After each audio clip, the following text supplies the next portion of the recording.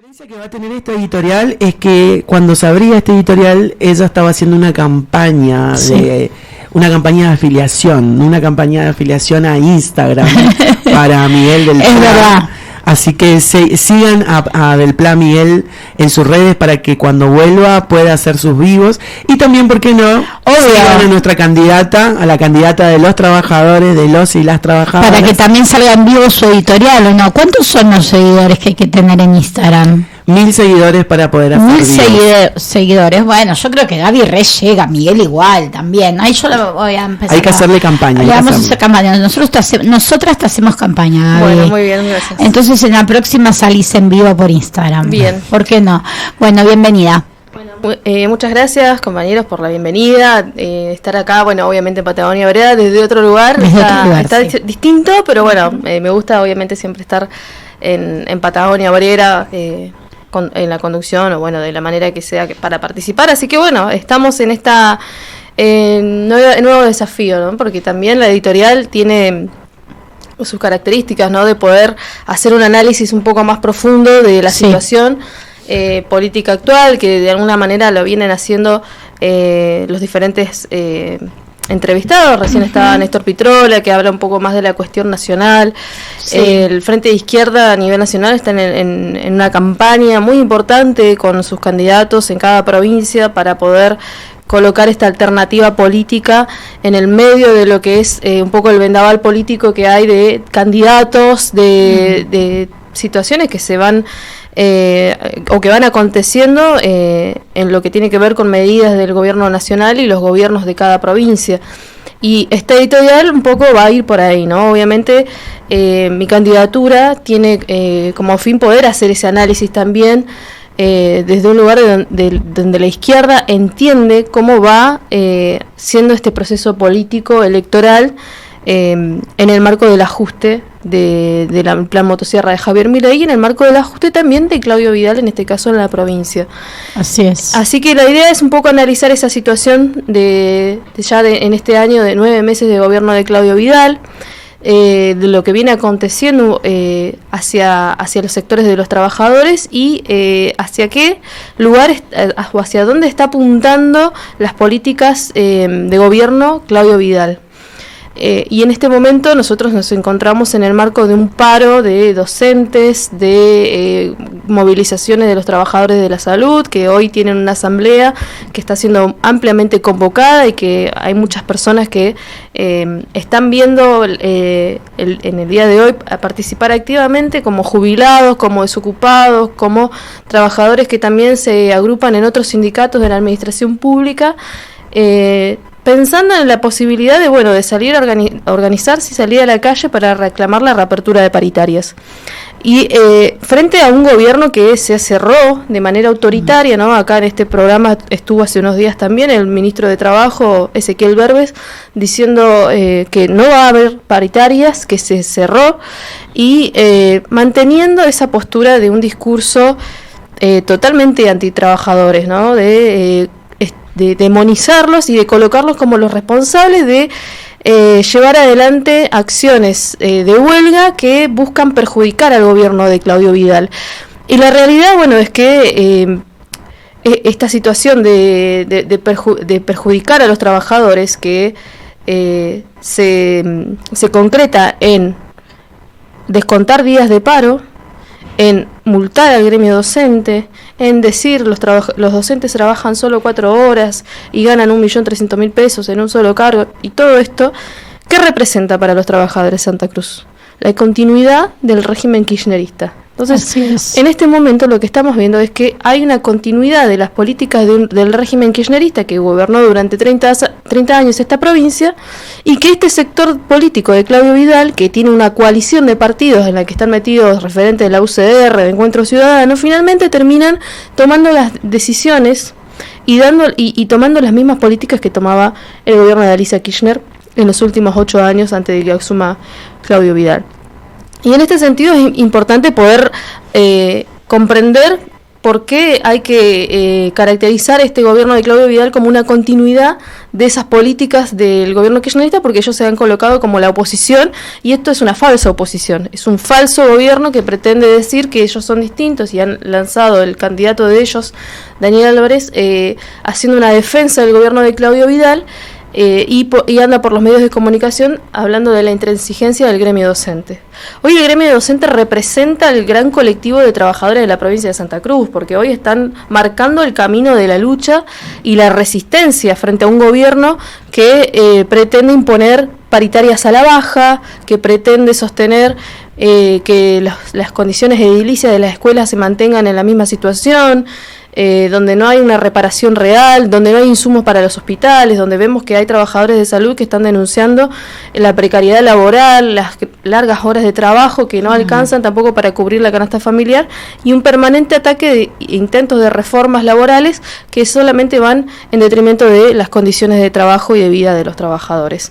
Entonces, en ese sentido, acá hay que tener en cuenta que estos sectores que han integrado la coalición del Bloque SER, que hoy se pone en un lugar de Provincias Unidas, ¿no?, con otros gobernadores, lo único que pretende es seguir defendiendo los intereses de una clase capitalista en nuestra provincia, y que busca de alguna manera también, o sea, busca poder llevar adelante las reformas que se proponen a nivel nacional, como la reforma jubilatoria.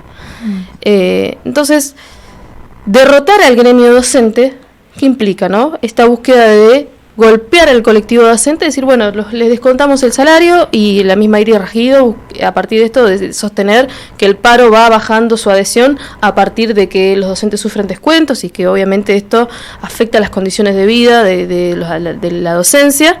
Multar al gremio docente para desarmarlo, porque las multas millonarias que se le imponen al gremio docente, que ya lo hizo el gobierno anterior y este también, de financiar un sindicato de estas características, que es el único que hoy se planta frente al gobierno de Claudio Vidal, es poder derrotar una herramienta fundamental para los trabajadores, que puede llevar adelante una lucha hasta el final que les permita triunfar y ganar salarios que les permitan salir de la línea de la pobreza, y además un montón de otras conquistas que tienen que defender, que ya son algunas de las cosas que el gobierno de Claudio Vidal quiso quitar, como esto de instalar el presentismo, ¿no? Diferentes, de dejar sin trabajo un montón de docentes, cerrar secciones, y en ese sentido, si el gobierno logra esto, de derrotar al colectivo docente, que es el que se planta y que está generando grandes movilizaciones, puede imponer una reforma jubilatoria. Entonces, no es casual que en el gobierno de Claudio Vidal haya un diputado que vote en contra de los jubilados a nivel nacional.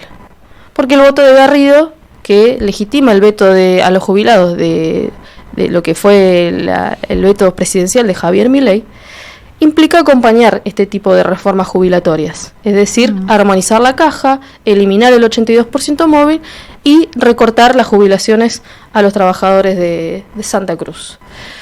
Y esto para nosotros es marcar esta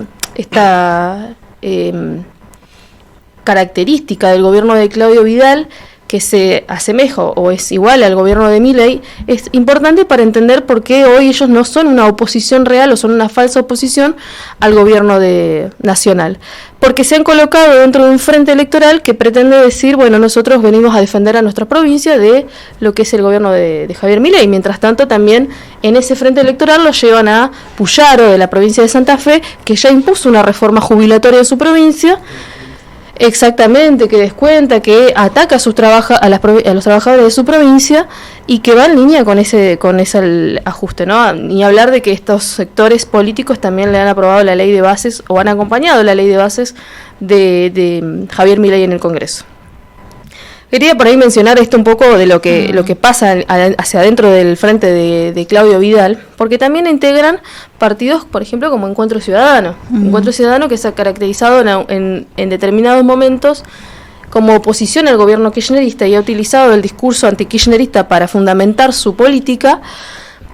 Hoy integra un gobierno que ataca directamente a los docentes. Su base de votos, ¿no? La base del voto de Encuentro Ciudadano es el sector docente. Y hoy los está atacando con lo peor del kirchnerismo, que es esto, ¿no? descuentos, persecución. Vuelven las listas negras, la peor metodología, las peores formas del kirchnerismo, persecutorio, controlador, violento, las está retomando el gobierno de Vidal. La multa. Bueno, y esto, algo interesante, el otro día yo estaba en una entrevista con los otros candidatos que encabezan algunas de las listas a diputados nacionales. Sí. Y Juanjo Ortega, que es el tercero de la lista en la lista del bloque SER, reconocía abiertamente que la medida del gobierno provincial de descuento a los docentes y de ataque a los docentes era incorrecta, que estaba mal, que él no acompañaba esa medida y que lo que había que hacer era reabrir la paritaria, ¿no? Porque estábamos discutiendo, acá hay que reabrir la paritaria. Bueno, entonces, ¿por qué Juanjo Ortega está integrando una coalición que golpea fuertemente a los docentes? Bueno, claro. La gente se tendrá que volver a replantear su acción política de estar siendo parte de un gobierno que está atacando directamente a las organizaciones sindicales, siendo que han formado parte de la mesa de unidad sindical en determinados momentos también donde se ha luchado contra este régimen kirchnerista. Uh-huh. Bueno, sí, esto de cómo el vidalismo repite la receta kirchnerista dentro de su gobierno. Dentro de esta elección también se juegan otras candidaturas, ¿no? Y ese otro rol lo juega el peronismo.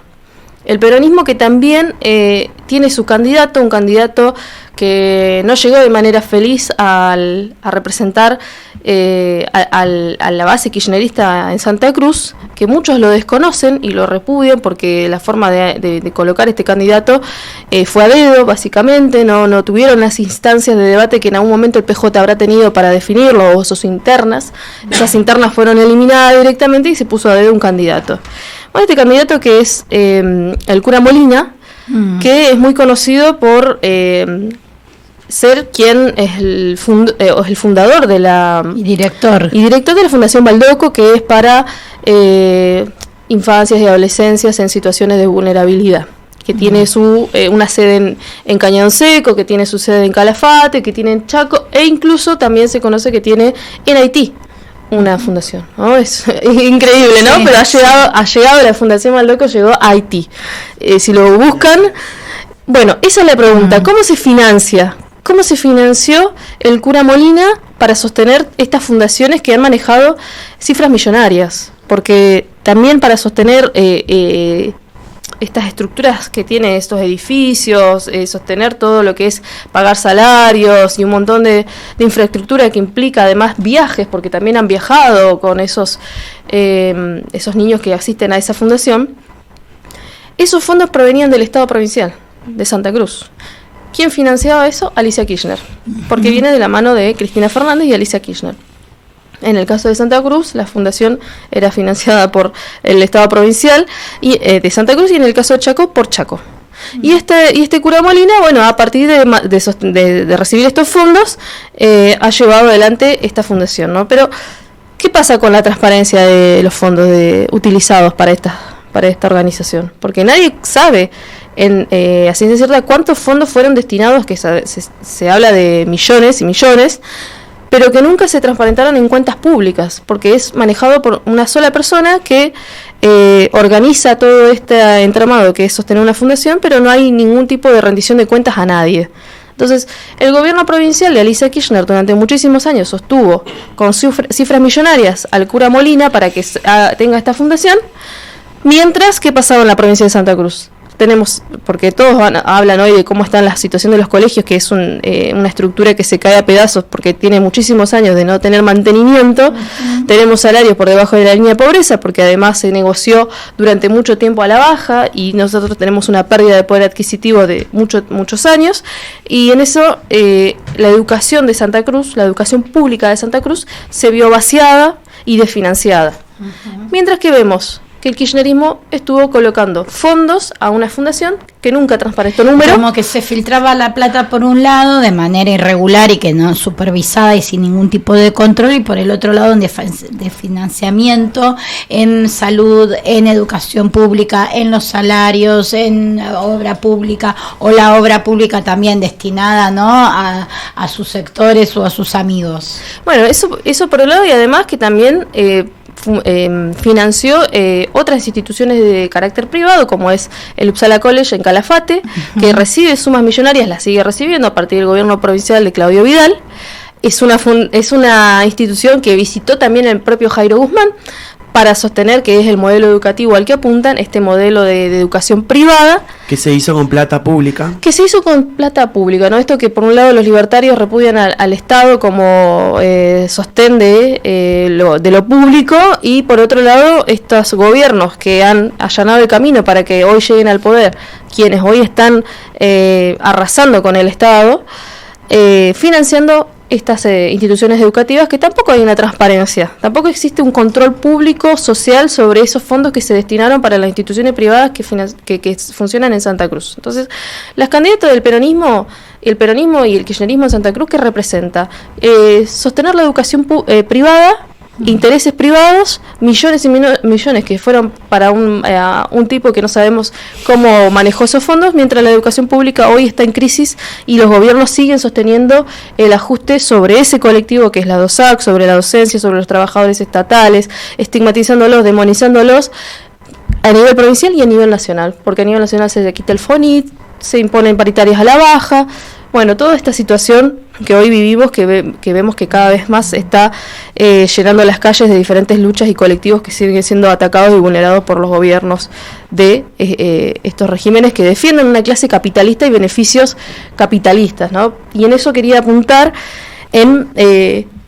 porque hablamos de una falsa elección, de cómo se coloca el vidalismo en esto de ser una oposición, y que en realidad cuando se coloca frente a un bloque o a un frente de gobernadores, lo que están planteando es la defensa de una clase capitalista y un posible recambio frente a un gobierno de Javier Milei que está en crisis, que no sabemos cómo va a pasar las elecciones, que está tratando de manejar la situación económica, de mantener el dólar bajo para que no se dispare la inflación, pero que sin embargo no genera confianza para los organismos internacionales de crédito para ver si va o no, si se invierte o no se invierte en Argentina. Entonces hay una situación de inestabilidad económica que entonces coloca una clase capitalista está ahí en stand-by, colocándose también como un posible recambio ante una salida crítica del gobierno de Javier Milei. No porque realmente estén protegiendo los intereses de la clase trabajadora de sus provincias, sino los intereses de su propia clase capitalista dentro de las provincias. Y en este caso el de Claudio Vidal, que protege los intereses petroleros y mineros de quienes se hacen extractivismo dentro de nuestra provincia, como lo hace en Jujuy con el litio, lo hacen acá con el oro y la plata, pretenden hacerlo con el uranio, donde vemos que las mineras y las petroleras no dejan ningún tipo de aporte, o sea, 3% de regalías en el caso de la minería, el dólar, que la onza de oro que vale más hoy, que llegó a su máximo histórico de $3.500 en estos días que salieron las noticias, el más alto en mucho tiempo, Santa Cruz como la segunda provincia de mayor exportación de oro y plata. ¿Dónde está la plata que ingresa a nuestra provincia por todo esto que deja la exportación de minerales de Santa Cruz? ¿A dónde va a parar? Porque tampoco sabemos en qué está colocando el gobierno esas regalías que deberían llegar a nuestra provincia. Bueno, eso es importante que la población lo sepa, lo conozca, para que pueda cuestionar este gobierno que dice que no hay plata. Claro. Y que los quiere conformar con salarios de pobreza, que los quiere conformar con malas condiciones de trabajo, con hospitales sin insumo, con una caja que no responde a las demandas que hay de derivaciones, de medicamentos. Bueno, un montón de problemas que se vienen acumulando. Que dice que es la mejor propuesta que la provincia responsablemente puede hacer, y que sabemos, bueno, con toda esta caracterización y todo lo que nos está socializando Gaby, es mentira, ¿no? De todo esto, estas mentiras que se van cayendo.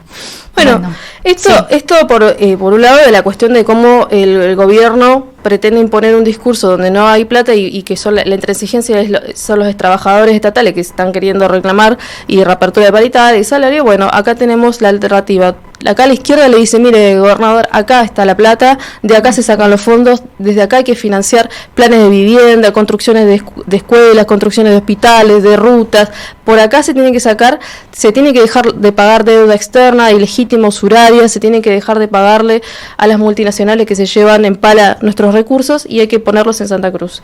Y la izquierda en eso propone nacionalización de los recursos bajo control social, bajo control de sus trabajadores, para que realmente estén al servicio del pueblo y no de los intereses capitalistas, no bajo los intereses de una clase que busca maximizar sus ganancias y que va a dejar en nuestra provincia, como lo vienen haciendo durante tantos años, un pasivo ambiental, un tendal de desocupados que hoy está sufriendo la falta de trabajo y que no se le está dando una respuesta y que va generando mayores crisis en la medida en que las familias ya no tienen para poder vivir. Bueno, esta es la alternativa que propone el Frente de Izquierda, es un poco lo que venimos hablando en los diferentes medios de comunicación. Esta campaña tiene todavía mucho tiempo para desenvolver estas diferentes aristas que se abren a partir de lo que es el gobierno de Claudio Vidal y Javier Milei. En eso nos llevamos nosotros también el desafío de poder dar a conocer el programa del Frente de Izquierda Unidad con los compañeros de los diferentes partidos que lo integramos, que no venimos nosotros a administrar el ajuste como pretenden hacer estos gobernadores, ¿no? Que ellos pretenden administrar el ajuste a partir de dónde van a recortar para poder proteger los negocios amigos de quienes están en el poder. Y que nosotros verdaderamente venimos de las luchas, venimos de la calle, acompañamos cotidianamente a todos estos sectores que hoy están sufriendo el ajuste de Javier Milei y de Claudio Vidal, y que lo que vamos a llevar esa representación al Congreso somos nosotros la izquierda, y por eso necesitamos colocar más diputados para poder reforzar esa lucha y realmente hacer un planteo de salida de los trabajadores en unidad y que no sea ya de la mano de estos sectores que hoy atacan a todos los derechos y reivindicaciones del pueblo trabajador. Así que bueno, un poco iba por ahí, seguramente me faltaron algunas cosas, pero seguramente vamos a estar teniendo editoriales de manera semanal como teníamos históricamente, ¿no? Y sistemáticamente las editoriales de Miguel y de Nicolás, que seguramente vamos a tener. Era momento que las editoriales la tomen las compañeras, ¿no? Así es. Bueno, gracias, Gaby. Y antes de que te vayas, Gabriela, sí, me gustaría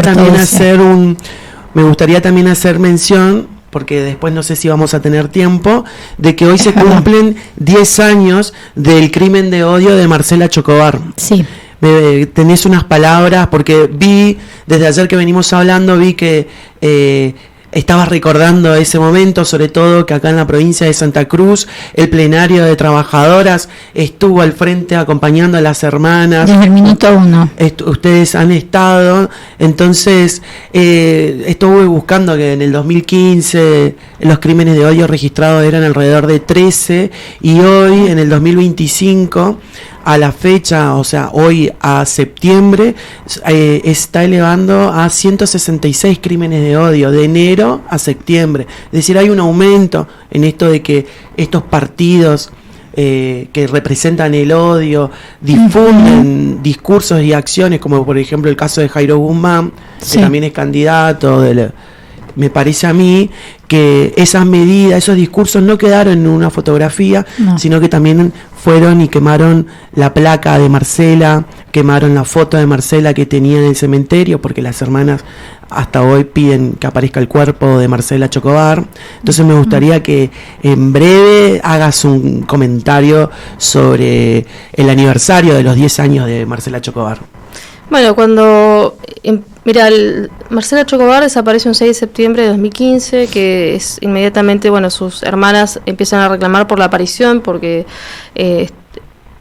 habían pasado muchas horas que no habían sabido de ella, y salieron a la calle, porque en ese momento también habían desaparecido 2 mujeres más. Entonces desde el plenario de trabajadora con otras organizaciones convocamos al alistamiento en ese momento en Roque San Martín para poder apoyar la búsqueda de estas mujeres, y entre ellas estaban las hermanas Chocobar. A partir de ahí empezamos a acompañarlas, a solidarizarnos y a reforzar esa lucha que era por la aparición con vida de Marcela, hasta que encontraron una parte del cuerpo y que finalmente se supo que ella había sido víctima de un travesticidio, y inició de ahí un proceso larguísimo de organización, de lucha, de concientización, de entender de qué se trataban los crímenes de odio, de sacar de estos estigmas que estaban colocados sobre las mujeres trans, y poder visibilizar que esa violencia existe y está presente en un montón de espacios educativos, laborales y incluso judiciales y en los medios de comunicación, porque las hermanas Chocobar se tuvieron que abrir paso solas también. No tuvieron asesoramiento inmediato, no hubo un acompañamiento del gobierno provincial en ese momento, fueron ninguneadas, fueron también estigmatizadas a ellas por ser pobres, por no conocer de cómo es una causa judicial, de que ellas no puedan inmediatamente constituirse como querellantes. Hubo que sortear muchos obstáculos para que esa causa se encauce y tenga un canal de lucha, de reclamo, de reivindicación, de pedir justicia por Marcela Chocobar, de que la carátula sea por travesticidio y de que se siga buscando el cuerpo de Marcela, porque realmente se trató de un crimen de odio y en eso no se está avanzando en una investigación. Prácticamente han querido colocar como que hubo un juicio, sí, un juicio a partir de la presión que sostuvieron estas hermanas, esta lucha incansable que llevaron adelante y que de alguna manera llevó a que exista ese juicio y mayor visibilidad en el gobierno provincial, que después se apropió de esta lucha y lo empezó a utilizar para sus propios fines. Hoy vemos que muchos de estos sectores que antes se habían querido involucrar o estuvieron mientras fueron gobierno, directamente ya no existen, ya no están o no están sosteniendo esta lucha como viene sosteniendo la mesa feminista, el movimiento de mujeres independientes. Así que básicamente es llevar siempre la solidaridad a las hermanas Chocobar, justicia por Marcela, porque aparezca el cuerpo y para terminar con los crímenes de odio que hoy están profundizándose esa violencia, porque hay gobiernos que están legitimando estos discursos de odio como Jairo Guzmán y que es eso lo que tenemos que combatir. No podemos seguir permitiendo que avancen con estos crímenes, porque la realidad es que hoy son muchas las víctimas de femicidio, de transvesticidio, y tenemos que resistirlo, dando una pelea también en las calles con el movimiento de mujeres y diversidades. Así es, bueno, ahí teníamos entonces las palabras y las reflexiones en relación a este aniversario tan importante y tan relevante para las luchas de las mujeres y las disidencias. Vamos ahí ahora sí a un corte musical y venimos con la última partecita de nuestro programa.